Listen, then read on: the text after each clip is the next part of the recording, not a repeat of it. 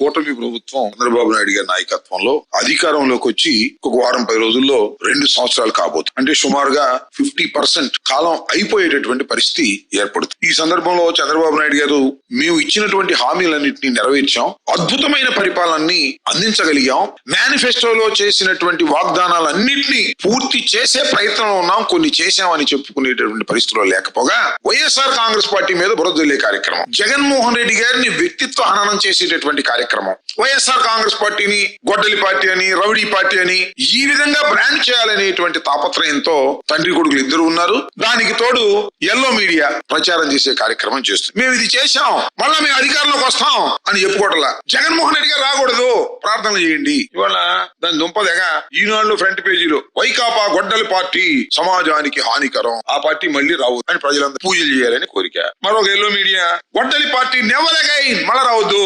ఏంది బాబు మళ్ళా రావద్దు, మళ్ళా రావద్దు, మళ్ళా రావద్దు, మళ్ళా రావద్దు అంటే మళ్ళా వచ్చేస్తుందని మీకు అర్థమైందా? ప్రజల్లో విపరీతమైనటువంటి గాలి చంద్రబాబు నాయుడు గారికి వ్యతిరేకంగా వీస్తుంది.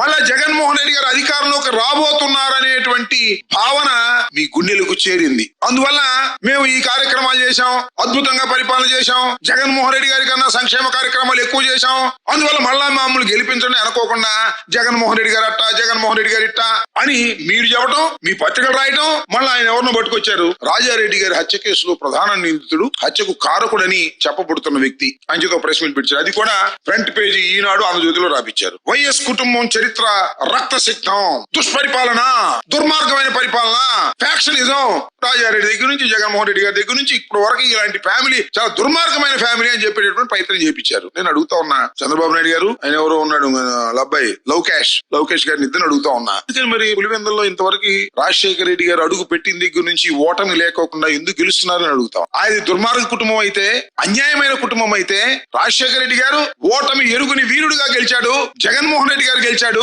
విజయమ్మ గారు గెలిచారు, మళ్ళా అత్యధిక మెజారిటీతో మొన్న కూడా కేవలం 11 సీట్లు వచ్చాయని మీరు ఎగతాలు చేస్తున్నా కూడా పులివెందులో గెలిచాడు. ఏమండి చంద్రబాబు నాయుడు గారు, మీరు ఎందుకు గెలవాలా? చంద్రగిరిలో ఓడిపోయి కుప్పానికి ఎందుకు పారిపోయారు? అక్కడ ఎందుకు తిరస్కరించారు మిమ్మల్ని? మీ అబ్బాయి మంగళగిరిలో ఇప్పుడు గెలిచాడు అని చెప్పుకుంటున్నారు, మొట్టమొదటి ఎందుకు ఓడిపోయాడు చెప్పడే అడుగుతా ఉన్నా. మీరు దుర్మార్గులు, దుర్మార్గమైన పాలన చేస్తున్నారు కాబట్టి మీరు ఓడిపోతూ వచ్చారు. కానీ డాక్టర్ వైఎస్ రాజశేఖర రెడ్డి గారు గాని, ఆయన కుటుంబం గాని ఎప్పుడు పులివెందుల్లో ఓడిపోకుండా గెలుచుకుంటూ వచ్చారు. అనేక సందర్భాల్లో ప్రయత్నం చేశారు. నాకు బాగా గుర్తు, ఒక ఎస్పీ గారు అక్కడ ఉండగా పోలీసును ఉపయోగించి రాజశేఖర రెడ్డి గారిని ఓడించాలని తీవ్రమైన ప్రయత్నం చేస్తే పార్లమెంట్ సభ్యుడిగా 5,000తో గెలిచి ఎంత ప్రయత్నం చేసినా కూడా ప్రజలు అంత మక్కువగా ఆ కుటుంబాన్ని రాయలసీమలో ప్రేమిస్తున్నారు. వాళ్ళ పట్టుకొని ఫ్యాక్షనిస్టులు, దుర్మార్గులు, రక్త చరిత్ర, గాడిద గుడ్డు, వంకాయ పులుసు అని చెప్పి ఏదో ఒకటి బ్రాండ్ చేసి మళ్ళీ జగన్మోహన్ రెడ్డి గారిని అణచాలని అనుకుంటున్నారు. మీ వల్ల కాదనే విషయాన్ని కూడా ఇక్కడ నేను ఖచ్చితంగా చెప్పదలుచుకో. మీరు చేసింది ఏంటి? 2 సంవత్సరాలు అద్భుతమైన పరిపాలన చేశాం, బ్రహ్మాండంగా పరిపాలన చేశాం, అందువల్ల మీరు మమ్మల్ని ఓట్లేయండి, మమ్మల్ని గెలిపించండి. అట్లా కాదంట, జగన్మోహన్ రెడ్డి గారు రాని మాకండి, జగన్మోహన్ రెడ్డి గారిని ఓడించండి. ఈ భజన కార్యక్రమం చేస్తున్నారంటే కాన్ఫిడెన్స్ పోయింది. బాబు కొడుకులకి ఇద్దరికి కాన్ఫిడెన్స్ పోయింది. పోయి జగన్మోహన్ రెడ్డి గారి మీద వ్యక్తిత్వ హననాన్ని చేసేటటువంటి ప్రయత్నం మీరు చేస్తున్నారు. ఒక మాట చెప్పాలి, మీరు చెప్తున్నారు కదా, నేను మాట్లాడుతూ ఉన్నా, నేను అడుగుతా ఉన్నా, మంత్రులు రోజు 2 నెలల నుంచి ఇదే పని, చంద్రబాబు మాట్లాడుతాం, వాళ్ళ అబ్బాయి మాట్లాడుతాం, వీళ్ళు ఇష్టం వచ్చినట్టుగా జగన్మోహన్ రెడ్డి గారిని, వైఎస్ఆర్ కాంగ్రెస్ పార్టీని ఇదే పనిలో ఉన్నారు తప్ప పరిపాలన చేసే పనిలో లేరు. చంద్రబాబు నాయుడు గారు కూడా అంతే, నియంతలాగా పరిపాలన చేస్తున్నాడు తప్ప చక్కని న్యాయం చేసేటటువంటి పరిపాలన మచ్చు కూడా చేయనటువంటి దుర్మార్గమైనటువంటి రాజకీయం వాళ్ళ చంద్రబాబు నాయుడు గారు అడుగుతా ఉన్నా. నేను అడుగుతా ఉన్నా, గడిచిన 2 మాసాల నుంచి మంత్రులందరూ ఒకటే గొడవ జగన్మోహన్ రెడ్డి గారి మీద, వైఎస్ఆర్ కాంగ్రెస్ పార్టీ మీద. నేను సవాల్ చేస్తున్నా, మీ డిపార్ట్మెంట్ లో కొన్ని విషయాలు మీరు చెప్పగలరా అని అడుగుతా ఉన్నా. నేను ఒకటే ఈ సందర్భంగా చెప్తూ ఉన్నా, మంత్రులకు ఒక సవాల్గా విసురుతా ఉన్నా. అయ్యా, ఆయన ఎవరు? పయ్యావుల కేశవులు గారు, ఫైనాన్స్ మినిస్టర్ గారు, సీనియరే కాదని అనలేం, తెలివిగాడే కాదని అనలేం. 3.4 లక్షల కోట్లు తీసుకొచ్చి ఏం చేశారు చెప్పగలరా మీరు? పయ్యావుల కేశవులు గారు, లేదు డిఫాక్టో చీఫ్ మినిస్టర్ లవకేష్ గారు, చంద్రబాబు గారు 3.4 లక్షల కోట్ల రూపాయలు అప్పు తీసుకొచ్చి ఏం చేశారు మీరు? ప్రజలకి ఏమైనా ఖర్చు పెట్టారా? జేబులు నింపుకున్నారా? చెప్పగలరా అని పయ్యావుల కేశవులు గారిని సవాలు చేస్తా ఉన్నాయి వాళ్ళ రాష్ట్రంలో. దానికి మాత్రం చెప్పలేడు. గొడ్డలి పార్టీ, పొలుగు పార్టీ ఇట్లాంటి కార్యక్రమాలు చేస్తూ ఉన్నారు. అంతేకాదు రెవెన్యూ మంత్రి గారు, ఏమండి రెవెన్యూ మంత్రి గారు ఎలక్షన్ ముందు ఏం చెప్పారండి? భూ సమస్యలన్నీ పరిష్కరించబడతాయి, రెవెన్యూ సమస్యలన్నీ పరిష్కరించబడతాయి అని చెప్పారు. 2 సంవత్సరాలు అయింది, ఎక్కడ సమస్యలు అక్కడే ఉన్నాయి. అలో లక్షణ రైతాంగం బాధపడతా ఉన్నారు, భూములు ఉన్న వాళ్ళని అసలు పరిష్కరించగలిగారా? పరిష్కరిస్తారా? అసలు పరిష్కరించాలని ఆలోచన మీకుందా? ఏం చేపు జగన్మోహన్ రెడ్డి గారిని దూషించాలి, వైఎస్ఆర్ కాంగ్రెస్ పార్టీని దూషించాలి, అయ్యో వైఎస్ఆర్ కాంగ్రెస్ పార్టీ అధికారంలోకి వచ్చేస్తుందని భయంతో మాట్లాడుతున్న మాటలు తప్ప ఏమైనా ఉన్నాయని అడుగుతా ఉన్నా. వ్యవసాయ శాఖ మంత్రిగా ఉన్నారు ఒక ఆయన, చంద్రబాబు నాయుడు గారు మొన్న అంటున్నాడు ఆంబోతని, అంతకుముందు నన్ను ఇప్పుడు ఆంబోతని ఇష్టం వచ్చినట్టు మాట్లాడుతా ఉన్నా. దానికి కూడా సమాధానం చెప్పగలను. ఎవరు ఆంబోతులు? నువ్వు ఆంబోతు, నీ అబ్బాయి ఆంబోతు, అంతకు మించి ఎవరు ఆంబోతులు? ఏ చేలో పడితే ఆ చేలో తినేస్తున్నారు మీరు. ఇవాళ అమరావతిలో తింటారు, స్కాములు చేస్తారు, డబ్బులు సంచులు సంచులు పోగేసుకుని హైదరాబాద్ వెళ్ళి దాచుకుంటారు, అక్కడ ఇంట్లో పెట్టు. ఏ చేలో పడితే ఆ చేలో పడి ఇష్టం వచ్చినట్టు తినేటటువంటి అచ్చోసిన ఆంబోతులు బాబు గుడుగులు. అంత అన్యాయం, అక్రమం తప్ప రెండో పనే లేదు. వ్యవసాయ శాఖ మంత్రి గారు నేను అడుగుతా ఉన్నా, అయ్యా మీరు వ్యవసాయ శాఖ మంత్రి అయ్యారు, ఈ 2 సంవత్సరాల్లో అసలు గిట్టుబాటు ధర ఉంది? రైతు గిట్టుబాటు ధర వచ్చింది? కనీసం ప్యాడీకి లేదు, పసుపుకు లేదు, పొగాకు లేదు, మొక్కజొన్నకు అసలే లేదు. మొక్కజొన్నకు మద్దతు ధర లేదు అంటే దాడులు చేసి గోడౌన్ సీజ్ చేసే పరిస్థితికి వచ్చారు మీరు. ఏం ప్రయోగాలు వచ్చిందో నాకు అర్థం కాలేదు. ఎవరు ఆంబోతులు? మీరు ఆంబోతులు. అచ్చెన్నాయుడు గారు కూడా ఆంబోతే, దానిలో ఏం అనుమానం లేదు. అచ్చోసిన ఆంబోతుల్లాగా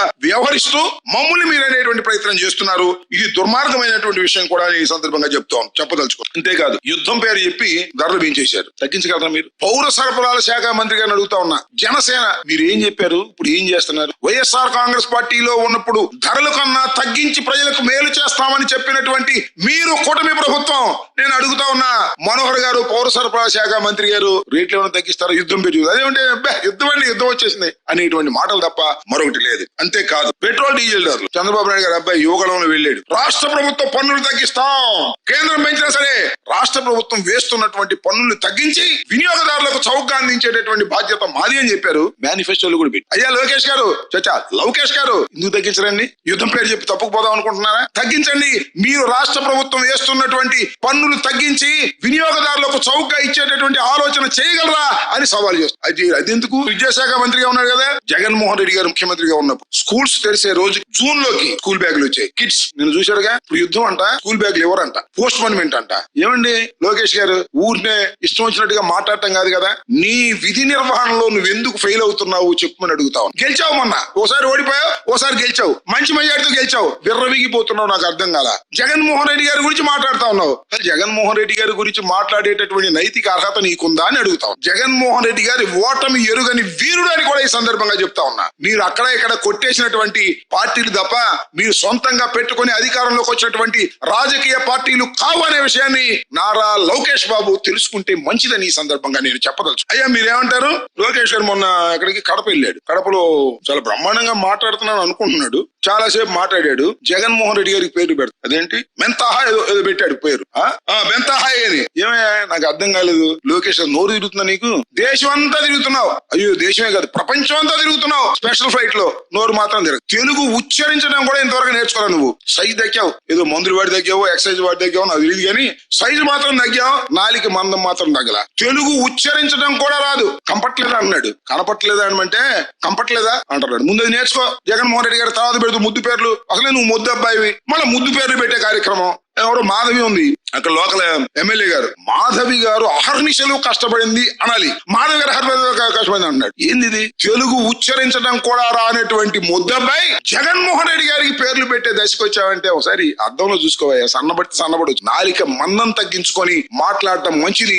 ఇష్టం వచ్చినట్టుగా మాట్లాడతాం. ఏం పీకారు అంటాడు. పీకుతారు తొందరపడమాక, నిన్ను ఖచ్చితంగా పీకుతారు. ఈ ఎలక్షన్ సమయం వచ్చేటప్పటికి జనం నిన్ను మామూలుగా పీకరు, అద్భుతంగా పీకుతారు. ఆ పీకుడు సెక్షన్ ప్రారంభమైనప్పుడు నువ్వు ఎక్కడ ఉంటావో చూస్తాం. ఊరికి నీ విచ్చలవిడిగా నోటికి ఏదొస్తే అది అధికార మదంతో, డబ్బు మదంతో మాట్లాడేటటువంటి ప్రయత్నం చేయటం అనేది సమంజసం కాదు.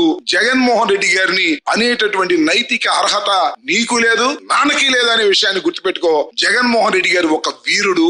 కేంద్ర ప్రభుత్వాన్ని వ్యతిరేకించి ఒక రాజకీయ పార్టీని పెట్టి కష్టపడి ఓటమి ఎరుగని విధంగా ముందుకు తీసుకువెళ్లాడు. పార్టీ ఒకసారి అధికారంలోకి వస్తుంది, ఒకసారి అధికారంలోకి పోతుంది, అది వేరే అంశం. గాని జగన్మోహన్ రెడ్డి గారు ప్రజల పక్షాన నిలబడి పోరాట యోధుడిలాగా చేసేటువంటి వ్యక్తిని ఇష్టం వచ్చినట్టుగా మాట్లాడేటటువంటి ప్రయత్నం మీరు చేస్తున్నారు. ఇది సరైనటువంటి విధానం కాదని కూడా ఈ సందర్భంగా చెప్పదలుచుకున్నాం. ఇంకా చంద్రబాబు నాయుడు గారు సూపర్ 6 అయిపోయిందంట. సూపర్ 6 ఓవర్ అయిపోయింది అంటున్నాడు. ఏమైంది?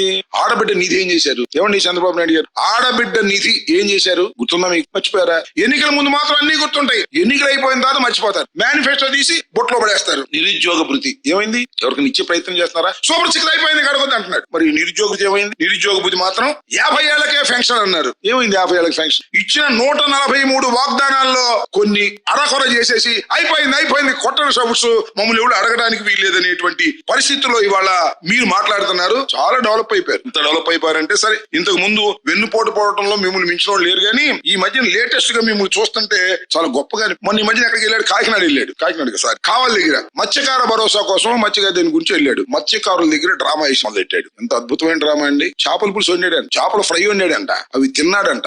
చేపల పులుసు చెంచాతో తిన్నాడు. చూసారా? నేను చేపల పులుసు నా చిన్నప్పుడు చెంచాతో చేపల పులుసు తింటో నాకు తెలియదు. ఇంకొక విషయం మీరు ఆశ్చర్యపోతారు, స్టవ్ వెలిగించుకోకుండానే చేపల పులుసు వండినటువంటి ఘటన సమర్థుడు నారా చంద్రబాబు నాయుడు గారు. ఎంత టెక్నాలజీ పెరిగిపోయిందండి. అసలు గ్యాస్ మండలేకోకుండా, గ్యాస్ స్టవ్ వెలిగించుకోకుండా గ్యాస్ స్టవ్ మీద చేపల పులుసు వండినటువంటి ఓ మహానుభావ నారా చంద్రబాబు నాయుడు గారు. ఎందుకయ్యా ఈ డ్రామాలు నాకు అర్థం కాలేదు. అడుగు ఓట్లు పర్లా, చేపల పులుసు వంతే మత్స్యకారులు అందరూ నీకేసేస్తారా ఓట్లు? మత్స్యకారులకు సరైనటువంటి విధానంలో పరిపాలన చేస్తే, వారి సంక్షేమ కార్యక్రమాలు అందిస్తే మత్స్యకారులు నీకు ఓటేస్తారు. చేపల పులుసు వండేస్తే, డ్రామా వేస్తే నీకు ఓట్లు వేసేస్తారా? తెలుసుకో. ఆ డ్రామాల్లో నాకు బాగా గుర్తొస్తుంది. పాపం చనిపోయి ఎన్టీ రామారావు గారు ఎక్కడ ఉన్నాడు? మా అల్లుడు నాకన్నా అద్భుతమైన నటుడు, నేను తెర మీద నటిస్తాను, మా అల్లుడు మాత్రం నిజ జీవితంలోనూ నటిస్తాడని ఆ రోజునే చెప్పాడు. ఇప్పుడు కూడా అద్భుతంగా నటించే కార్యక్రమం చేస్తున్నాడు. మనం అందరం అనుకుంటాం ఆ రామానాయుడు గారు ఉన్నాడుగా, మా ఇరిగేషన్ మంత్రి గారు, ఆయన రీల్ కవితే చాలు ఒక డ్రామా వచ్చేస్తాం. పచ్చ చొక్క వేసుకోవటం, పలికి నెత్తిన పెట్టు, పచ్చ చొక్క వేసుకోవటం, భోజనం వడ్డీయటం.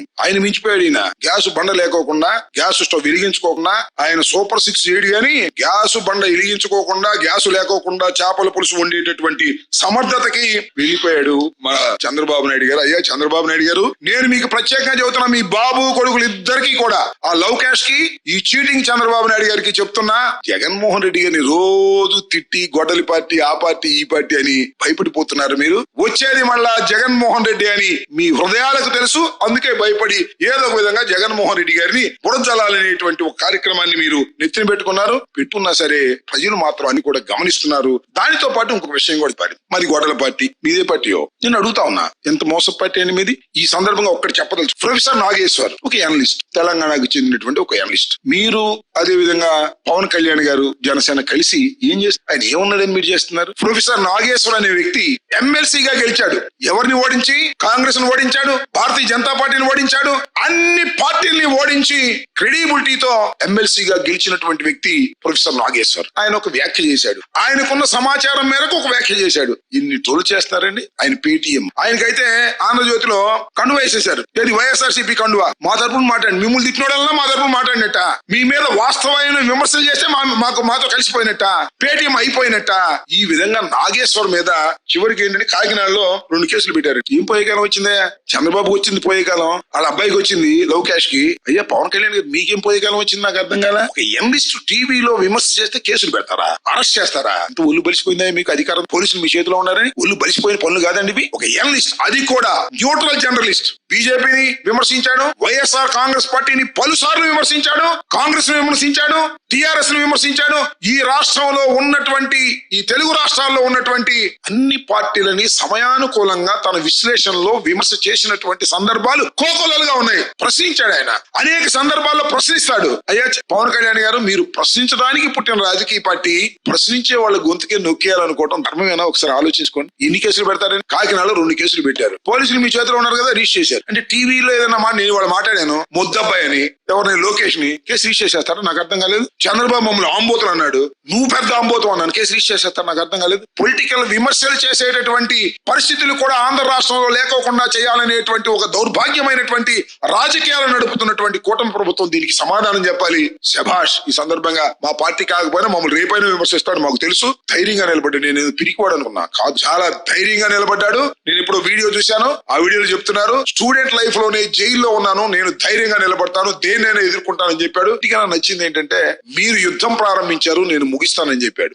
నా సహనాన్ని పరీక్ష చేశారు, నా సహనం కోల్పోయాననేటువంటి మాట కూడా మాట్లాడాడు. ఒక తెలంగాణకు సంబంధించిన ఒక నిజమైన జర్నలిస్టు, నిజమైన ఎనలిస్టు, అనేక రాజకీయ పార్టీలను అనేక సందర్భంగా విమర్శ చేసినటువంటి వ్యక్తి మీద మీరు ఈ విధమైన దారుణమైనటువంటి కార్యక్రమాలు చేస్తున్నారంటే దాని అర్థం మీకు పోయే కాలం వచ్చింది. నాది కూటమి ప్రభుత్వానికి పోయే కాలం వచ్చింది. పోయే కాలం వచ్చే ఇలాంటి నీచమైనటువంటి కార్యక్రమాలను పోలీసులను ఉపయోగించి చేస్తున్నారు. మా మీద కేసులు పెట్టారు, మమ్మల్ని లోపల పెట్టారు. సరే మీకు రాజకీయ కక్ష ఉంది మా మీద కాసి, లేదా మా పార్టీ వాళ్ళ మీద కేసులు పెట్టారు, మా పార్టీ వాళ్ళని లోపలేశారు పోలీసులను ఉపయోగించి. పోనీ అనుకుందాం కాసేపు మమ్మల్ని ఏదో తొక్కేయడానికి. నాగేశ్వరికి సంబంధం నాకు అర్థం కాదు. ఆయన కూడా లోపలేస్తారా కేసులు పెట్టి? ఇదేనా మీ ధోరణి? అంటే లాఠీతోనే ఈ రాష్ట్రంలో పరిపాలన చేయాలని మీరు అనుకుంటున్నారు. ఎన్నాళ్ళు మీ దగ్గర లాఠీ? మా దగ్గర రాదు, పోలీసులు మా దగ్గర రాదు.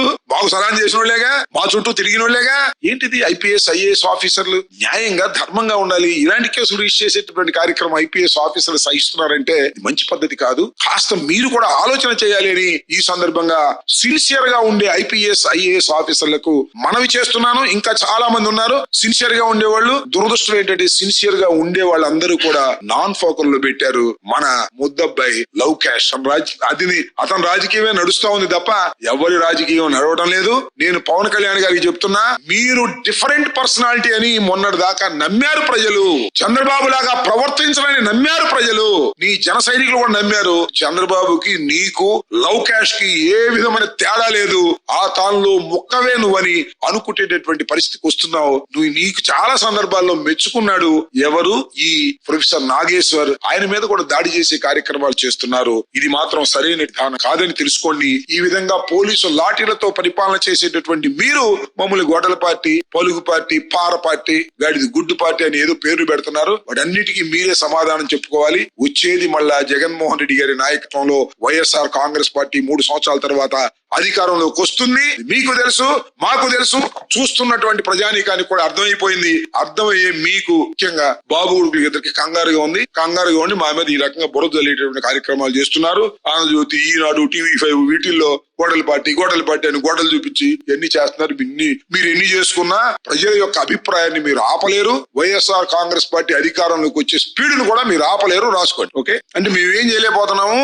అది గొడవల పార్టీ అని మీరు నమ్మండి, దాని ఓట్లు వేయమాకండి, మాకే వేయండి అని. అంతే తప్ప నేను సంక్షేమ కార్యక్రమాలు బ్రహ్మాండంగా చేశాను, జగన్మోహన్ రెడ్డి గారి కన్నా బ్రహ్మాండంగా చేశాను అంటున్నాడు అని అనాలి. అది అంటలా. జగన్మోహన్ రెడ్డి గారి కన్నా వెనుకబడిపోయి ఉన్నాడు కాబట్టి పదే జగన్మోహన్ రెడ్డి గారి మీద విమర్శ చేస్తే జనం నమ్ముతారని అనుకుంటున్నారు. నేను ఒక మాట చెబుతున్నా, ఈ రాష్ట్రంలో జగన్మోహన్ రెడ్డి గారు మొన్న చిత్తూరులో మీటింగ్ పెట్టి చేపల పులుసు చెప్పాడు కదా, నిన్న అనుకుంటా, ఏ ఊర్లో, చిత్తూరులో మొత్తం అంతా పొలిటిక్స్ మాట్లాడాడు. జగన్మోహన్ రెడ్డి గారు చివరిలో మాట్లాడేవాళ్ళు, స్కూల్ గురించి మాట్లాడేవాళ్ళు, విద్య గురించి మాట్లాడేవాళ్ళు, వైద్యం గురించి మాట్లాడేవాళ్ళు, ప్రజల సంక్షేమం గురించి మాట్లాడేవాళ్ళు. నేను అడుగుతా ఉన్నా, ఆయన హెల్త్ మినిస్టర్ గారు ఉన్నాడు, అసలు ఆరోగ్యశ్రీ డబ్బులు ఎప్పుడు ఇస్తారో చెప్పమని. ఆయన సత్యకుమార్ యాదవ్ ఏమో, పేరు కూడా సరిగ్గా నాకు గుర్తులేదు, చెప్పమని ఆయన్ని. అది చెప్పరు. ఇంతసేపు వాళ్ళు చేయాల్సిన పని చేయకోకుండా జగన్మోహన్ రెడ్డి గారి మీద వ్యక్తిత్వంగా హననం చేయాలని, వారి కుటుంబం మీద బురజలనేటువంటి కార్యక్రమం చేస్తున్నారు. అసలు మీరు, మీ కుటుంబం ఎంత నీచాతినీయంగా మోసపూరితంగా ప్రవర్తించిందో గతంలో ఒకసారి చూస్తే తెలుసు. హరికృష్ణ, ఎన్టీ రామారావు, హరికృష్ణ ఏమన్నాడు, ఎన్టీ రామారావు ఏమన్నాడు, చనిపోయి ఎక్కడో ఉన్నాడు.